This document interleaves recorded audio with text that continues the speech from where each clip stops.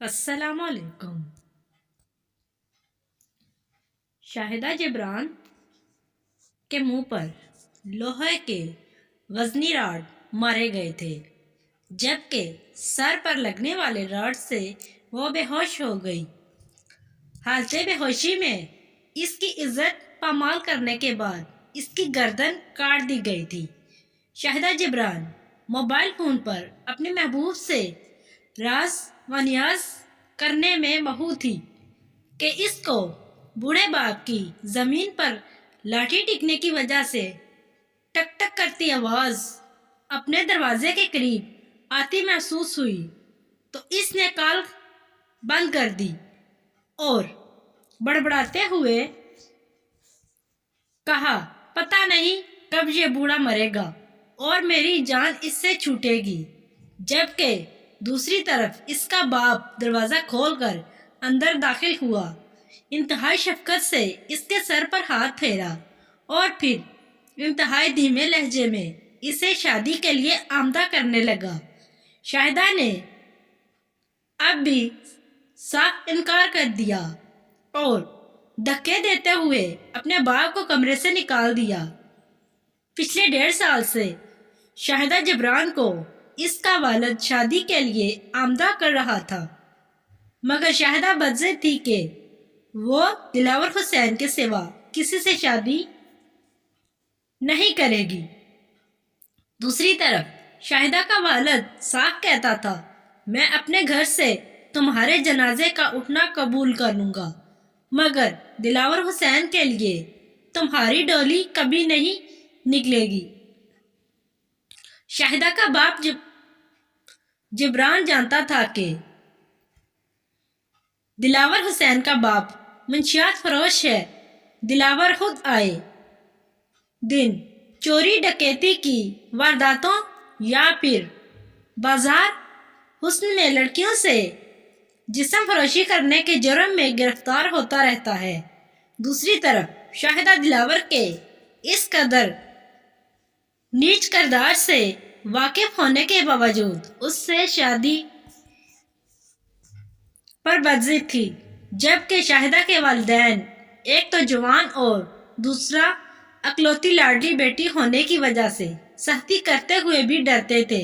دلاور حسین چاہتا تھا کہ شاہدہ کے والدین کسی طرح راستے سے ہٹ جائیں تو اس کا گھر بھی مجھے مل جائے، اس لیے وہ کورٹ میرج کرنے سے کتراتا تھا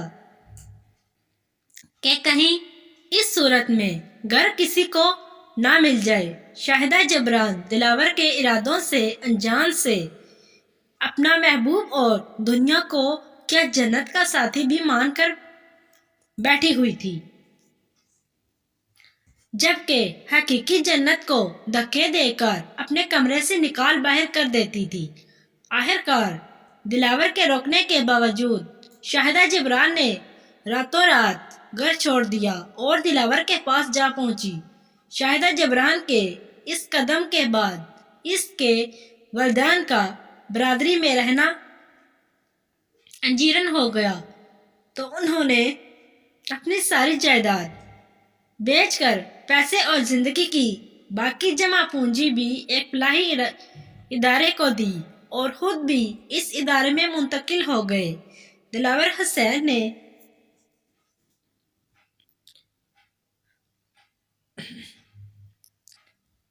مجبوراً شاہدہ جبران کو اپنے پاس رکھ لیا، اس سے کورٹ میرج کر لی اور شادی کے فقط 3 ماہ بعد جب دلاور حسین نے اپنی نفساتی خواہشات جی بھر کر پوری کر لی تو اپنے والدین کے کہنے پر شاہدہ سے جان چھڑانے کے لیے تیار ہو گیا۔ شاہدہ جبران کو ابدی نیند سلانے کا منصوبہ بنا لیا گیا۔ منصوبے کے مطابق دلاور حسین کو پہلے دبئی بھیج دیا گیا تاکہ اس پر کوئی الزام نہ آئے۔ دلاور حسین کے دبئی چلے جانے کے بعد جب شاہدہ اپنے ساس سسر کے پاس اکیلی رہ گئی تو ایک دن اس کے ساس سسر شاہدہ جبران کو گھر میں اکیلا چھوڑ کر کسی رشتہ دار کی طرف فیصلہ آباد رات رکنے کا بہانہ کر کے چلے گئے اور ایک آدھی نشئی کو مفت منشیات دینے کے لالچ دے کر راتوں رات شاہدہ کو ٹھکانے لگانے کا کام سونپ گئے۔ منشیات فروش نے اس رات گھر میں گھس کر لوہے کے بھاری راڈ سے شاہدہ جبران پر حملہ کیا۔ 2 راڈ شاہدہ جبران کے منہ پر مارے، جس سے اس کے جبڑوں میں موجود دانت ٹوٹ کر زمین پر آ گرے۔ اس کے بعد اس راڈ اس کے سر پر مارا، جس سے وہ بے ہوش ہو گئی۔ نشے میں دھت اس شیطان صفت انسان نے حالت بے ہوشی میں پڑی شاہدہ کو اپنی ہوس کا نشانہ بنایا اور چھری کی مدد سے اس کا گلا کاٹ کر الگ کر دیا۔ یوں شاہدہ، جس نے اپنی محبوب کی خاطر والدین کو چھوڑا تھا، اس محبوب نے شاہدہ کی عزت لٹوانے کے بعد اسے موت کے منہ میں بھیج دیا۔ بعد ازاں شاہدہ جبران کا قاتل پکڑا گیا، مگر چونکہ کیس کی پیروی کرنے والوں کو شاہدہ جبران کی موت کا کوئی دکھ نہ تھا، بلکہ انہوں نے خود سے قاتل کروایا تھا، اس لیے انہوں نے کچھ عرصہ بعد قاتل کو معاف کر دیا اور شاہدہ جبران کے محبوب نے واپس آ کر والدین کی مرضی سے دوسری شادی کر لی۔ شاہدہ جبران کے والدین آج بھی اپنی بیٹی کی موت سے بے خبر کسی اور ہوم میں رہ رہے ہیں، جبکہ شاہدہ کسی لاوارث قبر میں رہنے والے کیڑوں کا رزق بن چکی ہے۔ مجھے نہیں لگتا اسے دفن کرنے کے بعد کوئی دعائے مغفرت کے لیے بھی اس کی قبر پر گیا ہوگا۔